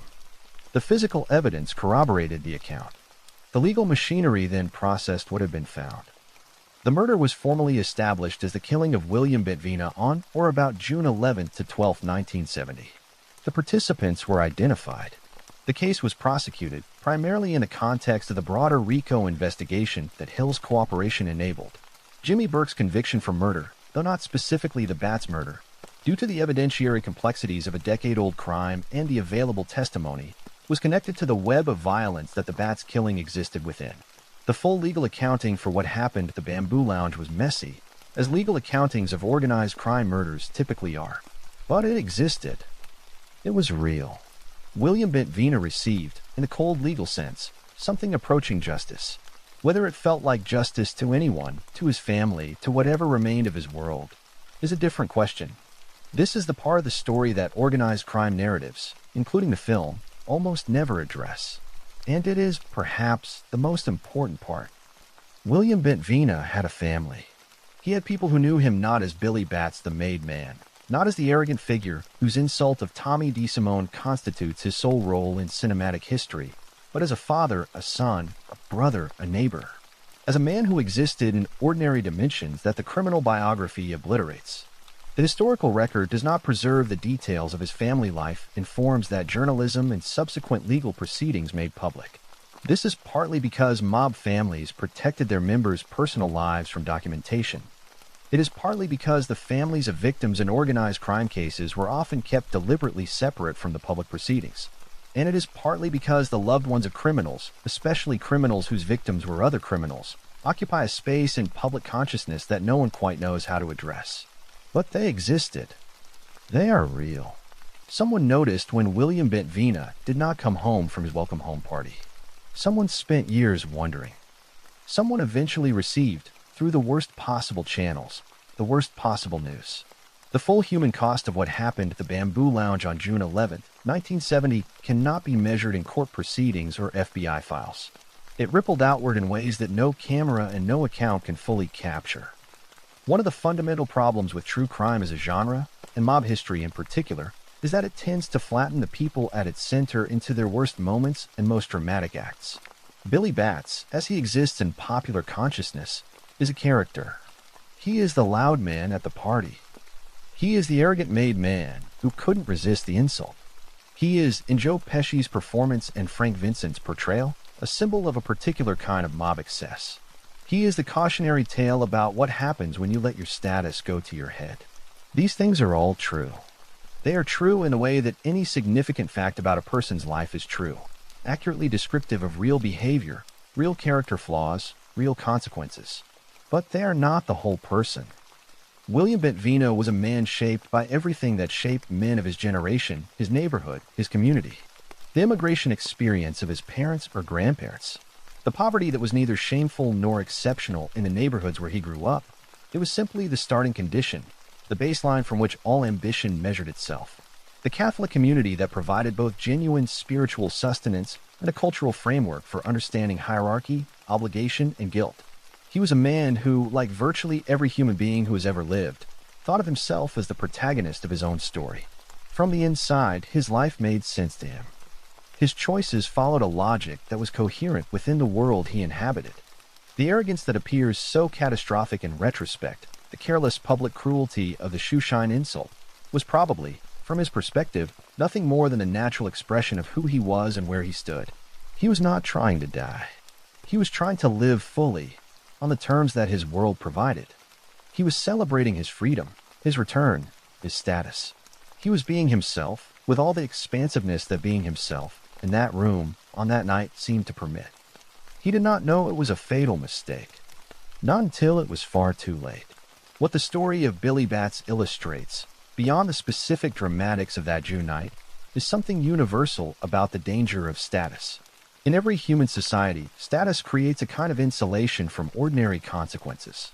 The more powerful you are, the more thoroughly your position has been reinforced by deference, by tribute, by the demonstrated fact that other people behave differently around you, the more difficult it becomes to accurately perceive the emotional reality of those around you. You stop reading the room because you are the room. Billy Batts had been a figure of genuine importance in his world for long enough that the habit of not reading the room had become deeply ingrained. He had received deference for so long that the signals of danger, the specific quality of Tommy DeSimone's silence after the insult, the controlled walk toward the door, the too calm face, did not register as signals of anything. They registered as the expected response of a younger man to a reminder of his place. He was wrong, and the wrongness cost him everything. But here is the thing that is worth sitting with. This is a human story, not a mob story specifically. The dynamic of power insulating people from accurate perception of others operates in boardrooms and political offices and family dinner tables and school hallways and every other context where hierarchy exists. Billy Batts is an extreme case. The consequences in his world for miscalculation were extreme. But the mechanism, the way power creates blindness, is recognizable far beyond the Bamboo Lounge. It would be too easy and too dishonest to reduce William Bentvena to a monster. He was not a monster. He was a man. A complicated man, capable of violence and capable of loyalty, capable of cruelty and capable of warmth, capable of the specific arrogance of a made man and presumably capable of the smaller kindnesses and ordinary moments that constitute most of every human life. He grew up in a world that was not of his choosing, in communities shaped by forces far larger than any individual, in a culture that offered certain paths more clearly than others and that equipped young men like him with a particular set of tools for navigating existence. He chose. People always choose within the options available to them. He chose the life. He chose the loyalty. He chose to build himself according to the specific values of the world he inhabited. And he chose on that last night, without fully knowing it was a choice, to assert himself in a room full of dangerous people whose particular sensitivities he had underestimated. He paid the full price. To fully understand what happened on June 11, 1970, it helps to understand the specific geography of the world in which it happened. Queens, New York in 1970 was a borough in transition. The post-war migrations, white working-class families moving to the suburbs, Black and Latino families moving into neighborhoods that those departing families had left, were ongoing. JFK Airport was a hub of global commerce and, as we have discussed, of organized crime. The borough was neither the urban density of Manhattan nor the suburban expanse of Long Island. It was something in between, neighborhoods with strong ethnic identities, strong community bonds, and strong criminal infrastructures that had developed over decades. The Italian-American communities of Queens that Bentvena, DeSimone, Hill, and Burke operated within were, by 1970, under the kind of pressure that would ultimately fragment them. Law enforcement was improving. The corruption that had protected mob operations for decades was becoming harder to maintain. Young men from the neighborhood were going to Vietnam, and coming back changed, or not coming back at all. The neighborhood itself was changing. But in June 1970, the Bamboo Lounge still existed. The party still happened. The world still operated according to the rules it had always operated by. For one more night. One of the things that makes the story of Billy Bats genuinely tragic, in the classical sense of tragedy, where events are set in motion by character flaws that the protagonist cannot transcend, is that everyone involved was, in their own way, living by a code of loyalty they took seriously. Tommy DeSimone's violence came from a place of loyalty to himself, to his own dignity, his own sense of who he was and who he had become. He had worked his way out of being a shoeshine boy through years of dangerous, committed criminal work. He had built something. And Billy Bats's careless dismissal of that work in public, in front of an audience, it struck at something fundamental. Jimmy Burke's participation came from loyalty to Tommy and to the preservation of the arrangement they shared, a partnership and mentorship that had defined Burke's criminal relationships for years. Henry Hill's role came from loyalty to both men and from the particular quality of loyalty that is sometimes indistinguishable from dependency, the loyalty of a man who has been in the life for long enough that the people in it are his entire world, and what they ask of him is simply what people in his world do. And Billy Bats, in his own way, was expressing a loyalty to the hierarchy, to the code of his organization, to the rules that said a made man of the Gambino family occupied a certain position that needed to be publicly maintained. All of them were faithful to something. And the collision of those loyalties produced one of the most consequential nights in the history of organized crime in New York. The story of Billy Bats is a story from 1970. More than 50 years have passed. The men directly involved are dead. Bentvena, DeSimone, Burke. Henry Hill has been dead for more than a decade. The Bamboo Lounge is gone. The world that produced all of them is gone, or at least transformed beyond recognition. And yet the story persists. It persists partly because of the film, because Martin Scorsese and his collaborators made something so vivid and so truthful in its emotional core that it has become part of the permanent cultural furniture, one of those films that people return to repeatedly, that generates new viewings and new discussions across generations. But it persists also because the story itself is genuinely important. Not important in the sense that the murder of a Gambino crime family soldier affected the large movements of American history. It did not. In the grand sweep of the 20th century, the death of William Bentvena is a footnote. What makes it important is what it reveals. About the specific subculture of organized crime.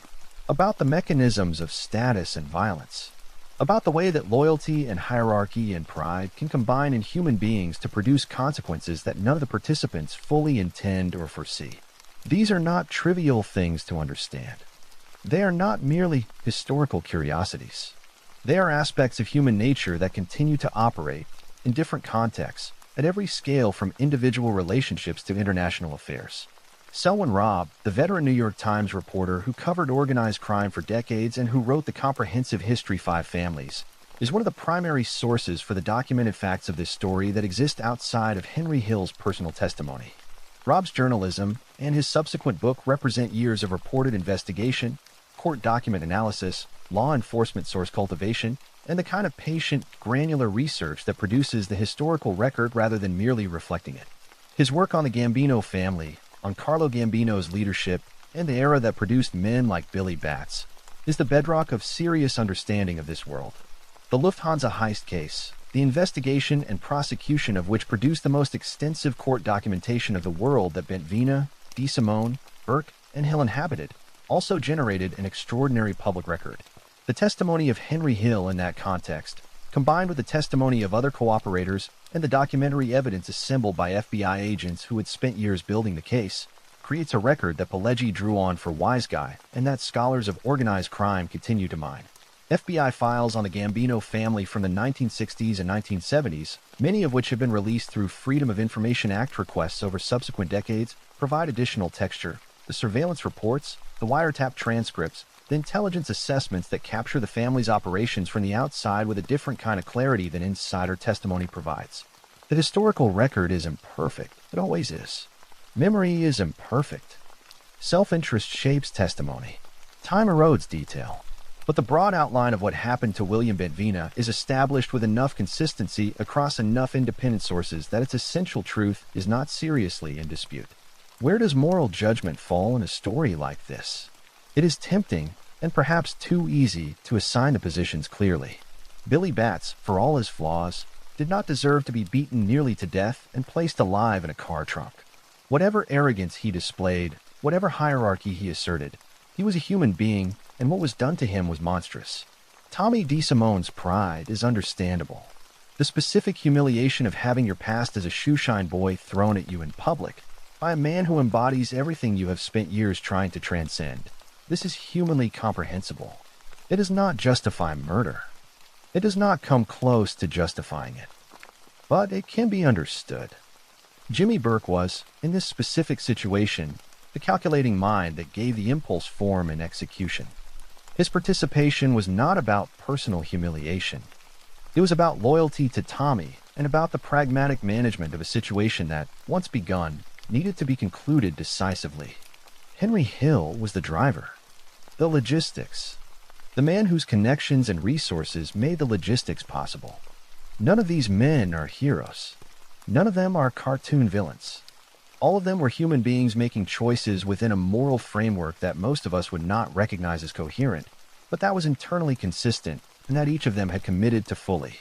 The victim in this story is Billy Batts, but he is a complicated victim, a man who spent his life participating in the exploitation and intimidation of others, who wielded the power of a criminal organization against ordinary people, and who died as a result of the specific dynamics of the world he had chosen and built himself within. Moral clarity is hard to find here. That is part of what makes it a true story rather than a simple one. The Bamboo Lounge, the actual building, the actual address, no longer exists as it did in 1970. Time, urban redevelopment, and the passage of decades have altered the physical landscape of the Queens streets where these events played out. This is worth noting because the physical world anchors us in a way that abstract historical narratives sometimes cannot. These were real streets. This was a real building. Real men walked through a real door on a real June night and participated in real events that had real consequences for real human beings. The tendency to mythologize organized crime, accelerated by decades of film and television that have made the mob aesthetic deeply familiar, can create a distance from the reality. The reality was blood on a floor, a man in a trunk breathing, darkness on a highway, shovels breaking ground, not cinema, not aesthetic, not mythology, the real thing. Neighborhoods know. This is one of the consistent findings of every serious investigation into organized crime. The community surrounding criminal activity is rarely as ignorant of that activity as the criminal organization would prefer it to be. The people who lived near the Bamboo Lounge, who worked the legitimate businesses near it, who passed on the sidewalk on their way to work or school, many of them knew, at some level, what that building was and who used it and what kind of things happened in its orbit. They didn't always know specifics, but they knew the general shape of it. This ambient community knowledge is one of the most difficult aspects of the mob world for outsiders to understand. The neighborhoods were not entirely oppressed communities with no agency, but they were also not communities where resistance to organized crime was safe or simple. The mob's integration into community life was deep enough, through legitimate businesses, through charitable activities, through the employment and services they provided, that simple moral opposition was rarely the experience people navigated. They looked away when looking away was necessary. They took the services when they needed them. They maintained a carefully calibrated ignorance of things they preferred not to know. After June 11, 1970, the neighborhood absorbed what had happened, the way neighborhoods absorb all the things that happen in them, and moved on. The formal investigation into Billy Batts' disappearance, conducted by both the Gambino family internally and, eventually, by law enforcement, produced documented evidence that the disappearance was noted, investigated, and that conclusions were drawn. But in the broader community of Queens, William Bentvena's disappearance was one of many disappearances over those years. The mob world generated its own disappeared regularly. Men who crossed the wrong person, who cooperated with investigators, who made enemies of people capable of resolving that enmity permanently. The specific circumstances of each disappearance were not always public knowledge. What was public eventually, through the trial of Jimmy Burke and through Henry Hill's public testimony and subsequent book and film, was that something had happened on June 11, 1970, at the Bamboo Lounge to a man named William Bentvena, also known as Billy Batts. By the time that information became public, more than a decade had passed. The world had moved on. The men responsible had aged. Some were already dead. Memory had done what memory does, preserved some things, lost others, reshaped the remainder into something that served the needs of the present rather than perfectly reflecting the past. Carlo Gambino, the boss whose organization Billy Batts belonged to, died in October 1976. He was 74 years old and died of natural causes at his home in Massapequa, Long Island, an unusually peaceful ending for a man who had spent more than half a century in one of the most dangerous occupations in America. His death created a succession crisis that, while managed with the surface orderliness that the Gambino family tried to maintain, contained within it the seeds of the family's eventual public disintegration. Gambino's chosen successor was Paul Castellano, his cousin and brother-in-law, a businessman more than a street figure, a man who embodied the corporate direction that Gambino had been steering the family toward for years. Castellano was not beloved by the street-level soldiers. He was perceived as distant, as prioritizing money over loyalty, as lacking the particular quality of personal authority that men like Gambino possessed naturally. The tensions generated by Castellano's leadership would eventually erupt in December 1985 when John Gotti, a Queens-based capo with enormous street popularity and personal charisma, orchestrated Castellano's assassination outside Spark Steakhouse in Midtown Manhattan. Gotti's rise to power marked the beginning of the Gambino family's most publicly visible era, and, not coincidentally, the beginning of its most intense period of federal law enforcement pressure. But all of this came after the events of June 11, 1970. The Batts murder took place under Gambino's leadership, and the eventual accounting for it, Tommy DeSimone's death in January 1979, also took place during this period, as the family structure remained intact enough to enforce its institutional rules. The specific world that Henry Hill, Jimmy Burke, and Tommy DeSimone operated in was not exclusively Gambino territory. They were primarily connected to the Lucchese crime family, the third of New York's 5 families, named for its longtime boss Gaetano Tommy Lucchese, who died in 1967.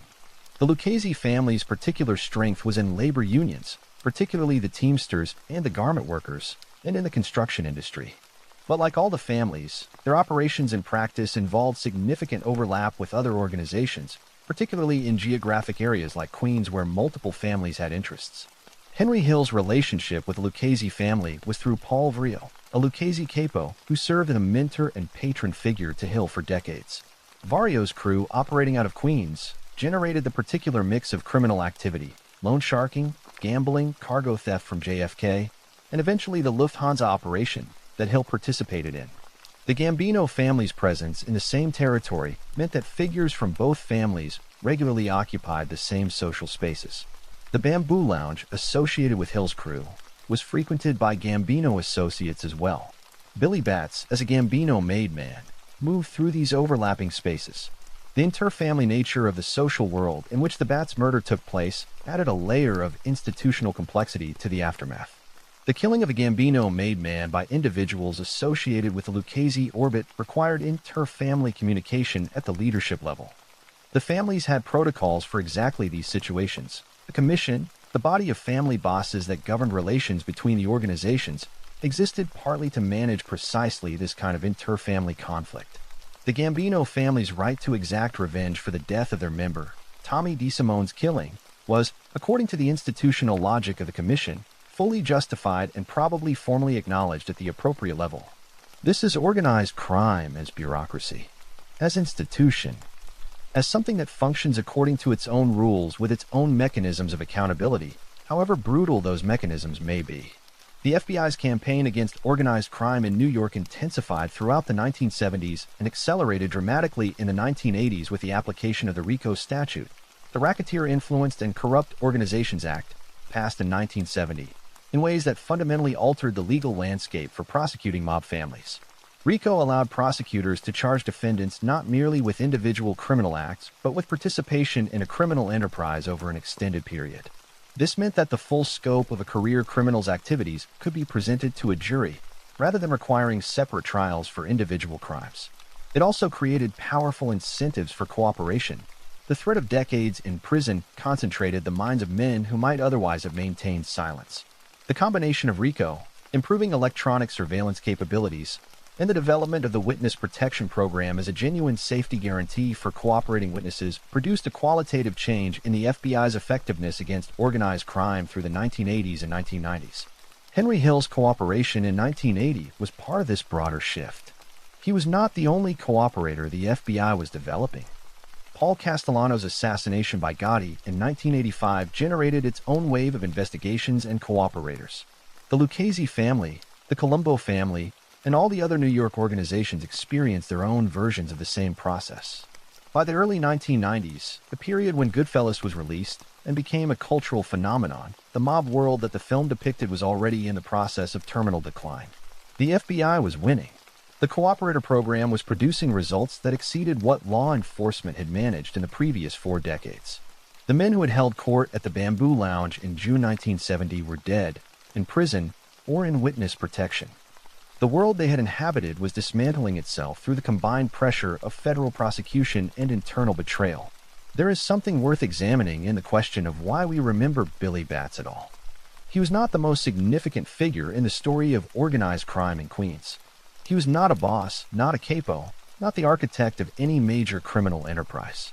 He was a soldier, a capable, respected, long-standing soldier of the Gambino family, who happened to be the inciting event of one of the more dramatic episodes in the career of the men around whom the film Goodfellas is organized.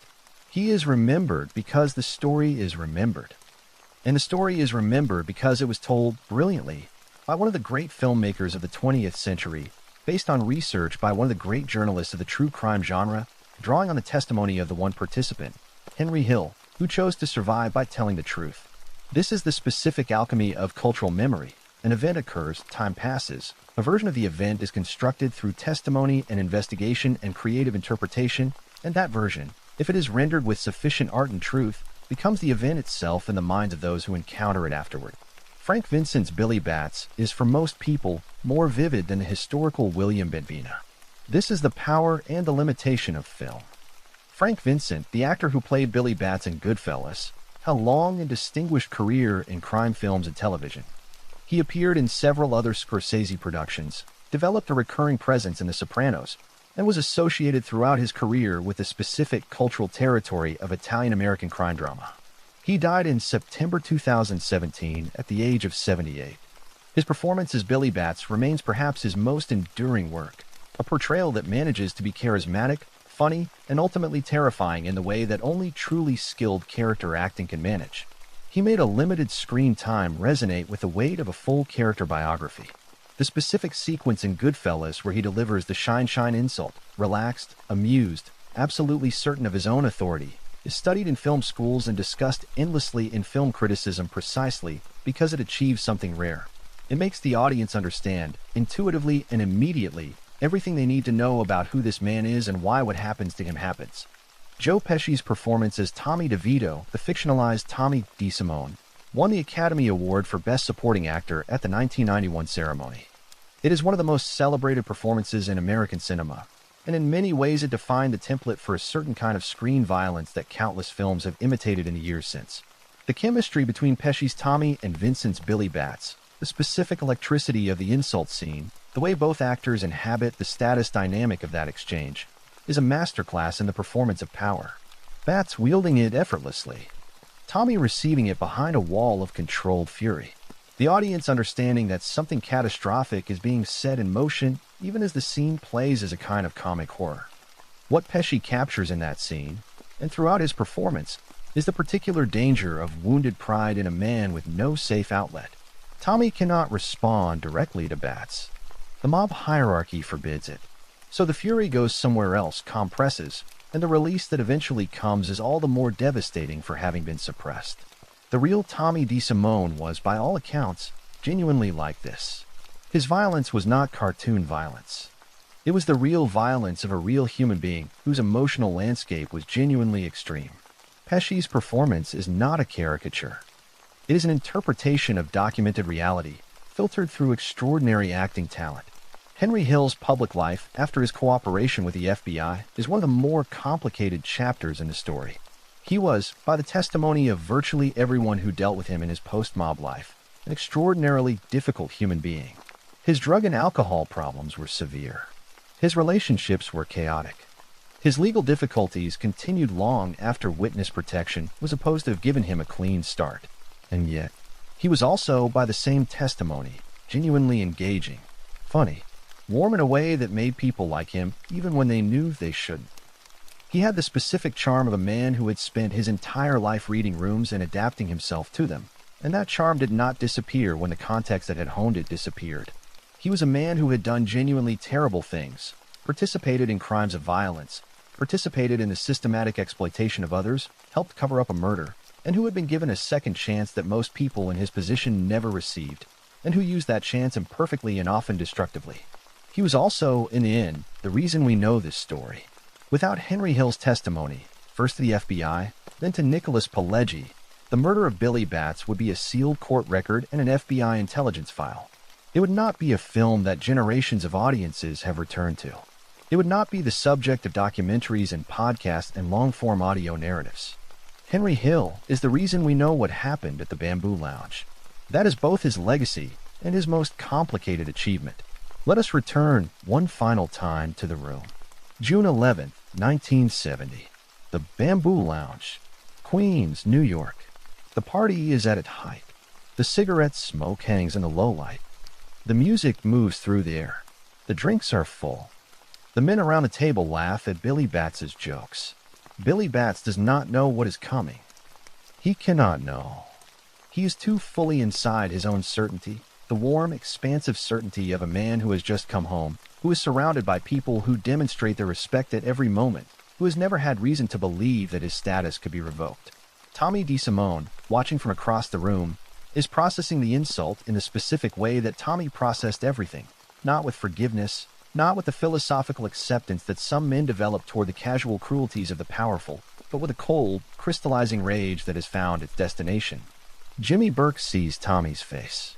He has seen that face before. He knows what it means. Henry Hill, somewhere in the room, is aware of the temperature, but not yet alarmed. These things usually pass. Usually. And in the middle of it all, Billy Bats laughs. He lifts his glass. He is the center of everything. He is exactly where he belongs. The night continues. And then it doesn't. History turns on small things. The received wisdom of historical study tends to focus on large forces, economics, demographics, technology, ideology. And those forces are real. They shape the world in ways that no individual action can rival. But at the human level, history is made of small things. Of the specific words a man chooses to say at a specific moment. Of the specific emotional state of the person who hears those words. Of the specific place and time and context in which two people encounter each other. Billy Bat said something he had probably said in some version 100 times before. It was not especially calculated. It was not especially cruel by the standards of the world he inhabited.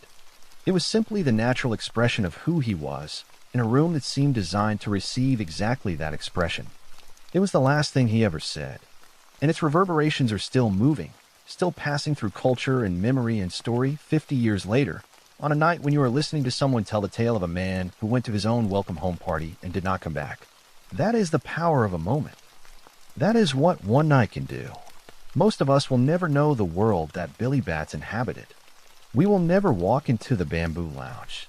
We will never sit across a table from a made member of the Gambino crime family and feel the specific weight of what that status meant in that world. We know it through stories, through testimony, through the extraordinary collaborative effort of journalism and filmmaking and witness cooperation that converted a murder in a Queens bar into a piece of permanent cultural memory. And in knowing it through stories, we gain something. Not the experience, never that, but the understanding, held at a careful distance, of a world that existed alongside our own and that produced real human beings with real stakes and real consequences and real deaths. William Bentvena was not a saint. He was not a hero. He was not innocent. He lived a life that caused harm to others and that operated within a system built on violence and exploitation. He was also a human being. He was someone's son, someone's husband or father or friend. He had a face and a voice and particular habits of thought that no court record or FBI file can preserve. He was alive on the morning of June 11, 1970. And by the morning of June 12, he was not. That simple fact, stripped of all context, of all drama, of all the moral complexity that surrounds it, is the beginning and end of what matters about his story. A man was alive, and then he was not. And how that happened, and who it happened to, and what it says about the world that made it possible. These are the questions that bring us here, in the dark, listening to the last embers of this particular fire. History is not what happened. History is what was preserved about what happened, filtered through the minds and interests of the people who preserved it, shaped by the tools and media available to them, and received by audiences who bring their own contexts and needs to every account they encounter. The history of William Bentvena is a history filtered through Henry Hill, a man with obvious interests in shaping his own story in particular ways, through Nicholas Pileggi, a skilled journalist with his own narrative sensibilities, through Martin Scorsese, a filmmaker with an extraordinary artistic vision and the ability to make emotional truth vivid even when literal accuracy requires compromise, through Frank Vincent, an actor who never met the real man but understood, intuitively, the type of man. This is not a criticism of any of these people. This is what all history is. The past is always mediated, always interpreted, always to some degree a construction. What we can say with reasonable confidence is that the essential shape of what happened is true. William Bentvena existed. He lived the life described. He was killed on the night described, by the people described, in the circumstances described. The consequences played out largely as described. The texture, the emotional reality, the interior life, these are always beyond full recovery. They are the things that die with the people who live them. Every man in this story chose. They chose the life. They chose the affiliations. They chose on that specific night the specific actions they took. Choice is always constrained by circumstance, by the neighborhood, the era, the family, the opportunities available, and the ones foreclosed. No one chooses from infinity. We all choose from the options that our worlds have arranged before us.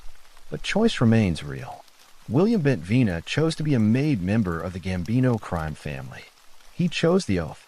He chose the obligations and the protections and the terrible, specific moral universe that came with all of it. He chose to say what he said at the party. Tommy DeSimone chose how to respond to an insult. He chose the violence. He chose the trunk. He chose the ground. Jimmy Burke chose loyalty to Tommy over the warnings of his own reason. Henry Hill chose eventually to talk. And in choosing to talk, he made possible the story being told right now. All of these choices rippled outward. All of them connected. All of them contributed to a chain of cause and effect that stretched from a Queens bar in 1970 to a film theater in 1990 to this moment, wherever and whenever you are receiving this. This is what choices do. They make stories. And stories outlive the people who made the choices that produced them. Billy Batts is gone. Tommy DeSimone is gone. Jimmy Burke is gone. Henry Hill is gone. Carlo Gambino is gone. The Bamboo Lounge is gone. The specific texture of Queens in 1970, with its particular sounds and smells and human dynamics, is gone. What remains is the story. And the story says this: a man spent his life building something in a world that offered him the particular building materials of that world. He built a name. He built a position. He built an identity so thoroughly wrapped in his own certainty that he lost the ability to accurately perceive the people around him. He was celebrated on a June night. He was among friends, or people who resembled friends closely enough that the difference was not visible.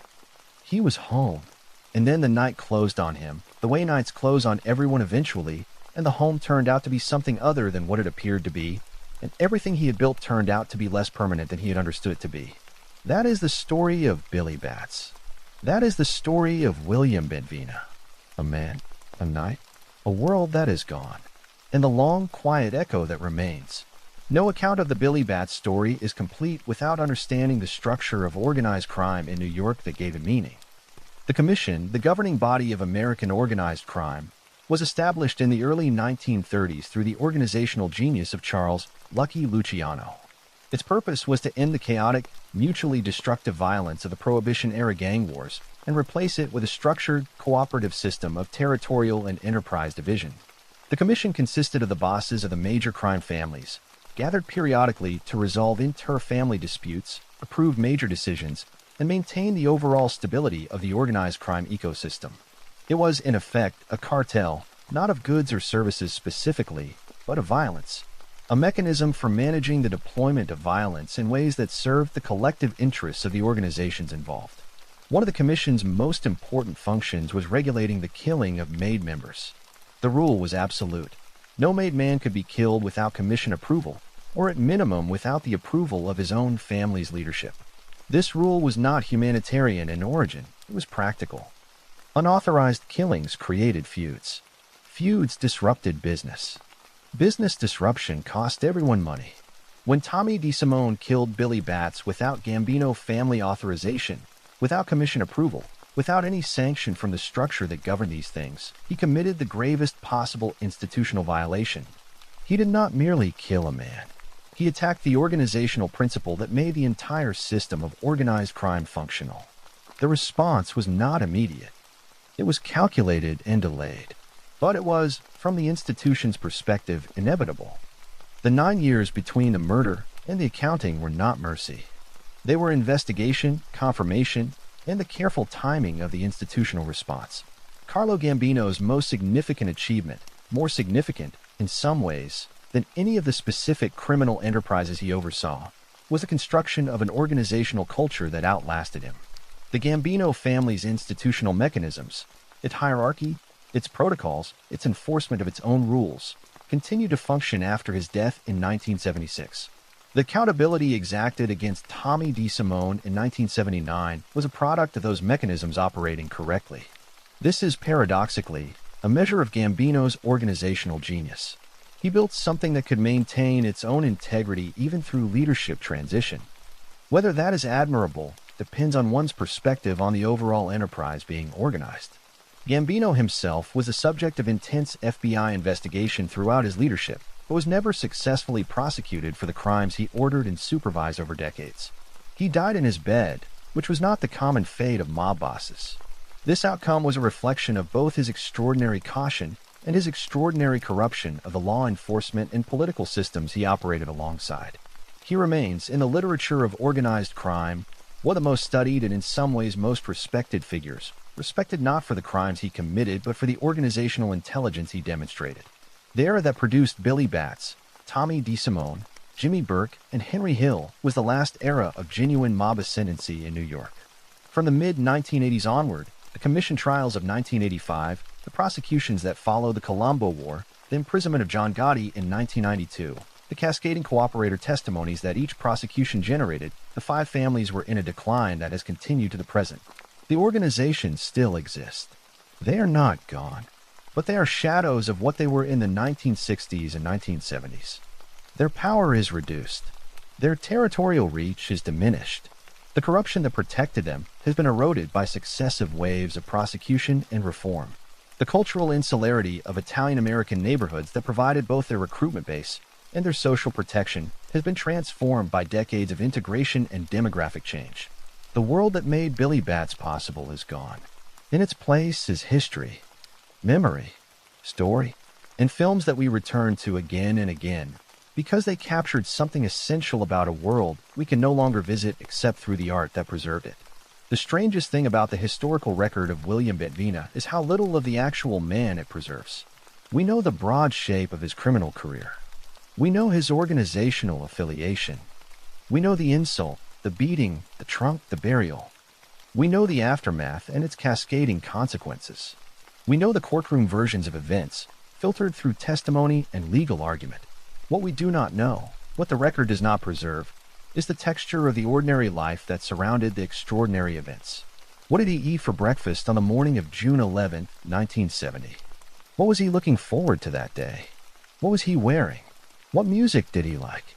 What made him genuinely laugh? Not the public performance of laughter that held court in bars, but the private laugh, the one that came without calculation. Did he have children who came to him with scraped knees?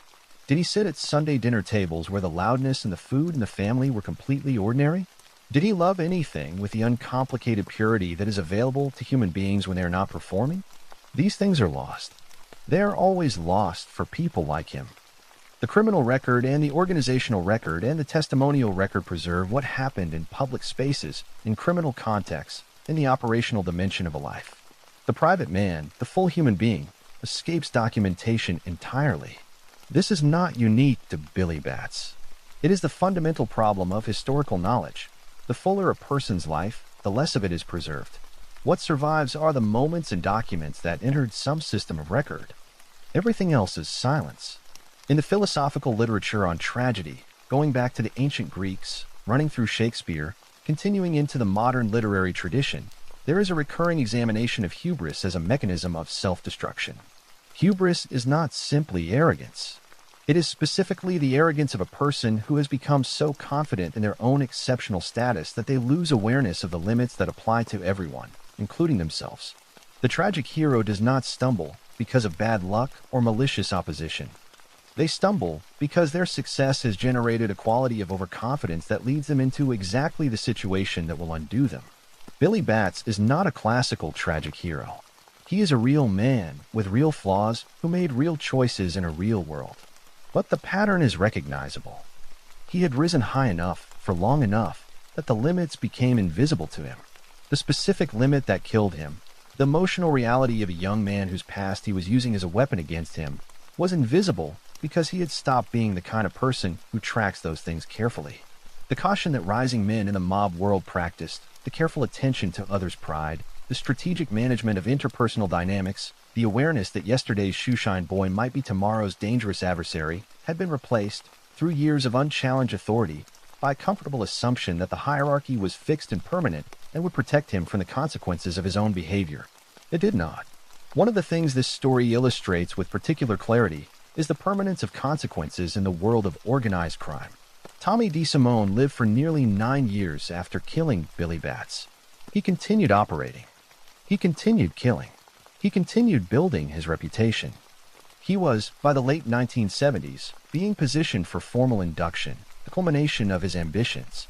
And then, 9 years after June 11, 1970, the consequence arrived. The Gambino family's institutional memory had retained the account. The investigation had reached its conclusion. The timing had been chosen. And the man they called to a ceremony that was supposed to be his elevation was instead delivered to his death. 9 years is a long time. Long enough that a different kind of person might have believed the debt was forgotten or forgiven. Tommy DeSimone may have believed exactly this. He was wrong. The world of organized crime operates on a time scale of institutional memory that exceeds individual human memory. The organization remembers things that individuals forget. And when the organization's memory reaches the point of acting on what it remembers, the individuals involved have no defense. They cannot call on the passage of time as mitigation. They cannot invoke changed circumstances. The debt is the debt. The accounting is the accounting.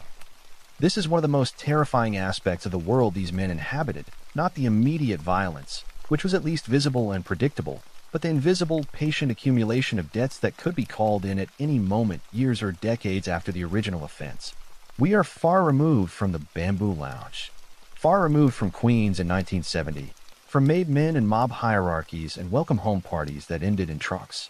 And yet, the fundamental dynamics that produced that night, status and its corruptions, pride and its blindness, loyalty and its terrible demands, the way power insulates people from the consequences of their behavior until it suddenly and catastrophically does not, these are not historical curiosities. They are human nature. They operate wherever human beings organize themselves, wherever hierarchies form and pride develops, and people measure themselves against each other in currencies of respect and standing. The mob world of mid-century New York was an extreme environment, in which these dynamics were concentrated and their consequences were lethal. But the dynamics themselves are universal. Billy Batts' story is a mob story. It is also a human story. It is also, in its way, everyone's story, the story of the gap between how we understand ourselves and how the world actually receives us, the gap that, in most lives, produces only embarrassment or friction, but that in certain extreme environments and for certain extreme people, produces consequences that cannot be undone. If you are still with me, and I genuinely hope you are, then you have spent several hours in the company of a story that does not have a clean resolution. No villain defeated. No justice perfectly served. No simple moral to carry away into the night. Just the truth. Or as close to it as the historical record and careful interpretation can bring us. I want to take a moment to say directly and simply, thank you. Not for being here in some abstract, performative way, but genuinely, for choosing to spend this time with something that tries to honor the complexity of the real over the comfort of the simple. For being the kind of person who wants to understand, not just be entertained. For staying through the hours when the story demanded patience as well as attention. And in the comments, tell me what stayed with you. Not what you already knew from the film. What did you learn tonight that changed how you see the story? Was it the 9-year gap before Tommy DeSimone's death? Was it the specific humanity of Billy Batts beyond the movie character? Was it Henry Hill's complicated legacy? Tell me. These conversations are the reason this work is worth doing. If you know someone who would appreciate this, a friend, a partner, someone in your life who spends late nights with true crime and mob history, share this with them. Not for any algorithmic reason. Because good stories deserve to travel. Because the act of passing a story from one person to another is how stories survive, and how the people in them, even the complicated ones, even the ones who did terrible things, remain more than simply forgotten. Subscribe if you haven't. Not because of any number. Because if this is the kind of storytelling you want in your life, there is more coming. More stories from this particular world. More nights like this one. Good night. Wherever you are, whatever time it is, good night. Sleep well. And remember, the truth is always stranger, darker, and more human than the story we tell about it. Always.